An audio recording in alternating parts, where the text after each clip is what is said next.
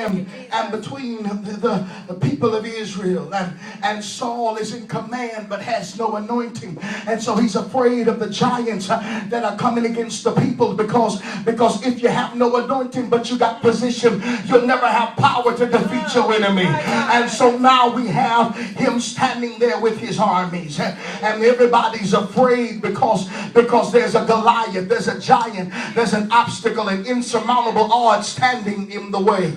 And the Bible tells us that David, while everybody was running off to the army, 3 brothers had joined the service, but David said, I'm satisfied tending my father's sheep. That means after he got his anointing, he said, woo, thank God for the anointing, let me go back to feeding the sheep. Oh, y'all ain't gonna hear me, because you don't want to just run into what you're called to the moment you get the anointing to. Y'all ain't saying nothing. You gotta let God mature it in you. So now David is out on the field tending his father's sheep, and the Bible said that his father called him and said, why don't you just take an ephah of this parched corn? And he said, take these 10 loaves of bread and these 10 cheeses and go to your brothers, bring it to them in the trenches and find out how they are. So here's David still being a servant.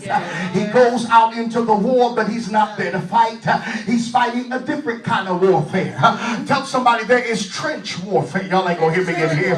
You have to learn how to fight in the trenches. That means that I am a secret weapon. That means, watch this, that means I do more than help my church, but I don't need a title or position in order to get recognized. That means I can slip the pastor some money to take care of a bill, and I ain't got to wave it in front of the congregation so everybody can, y'all ain't talking to me. I'll slip through the trenches and check on how the progress is going and take care of the need. I can't hear nobody in here. Ask somebody, can you war in the trenches?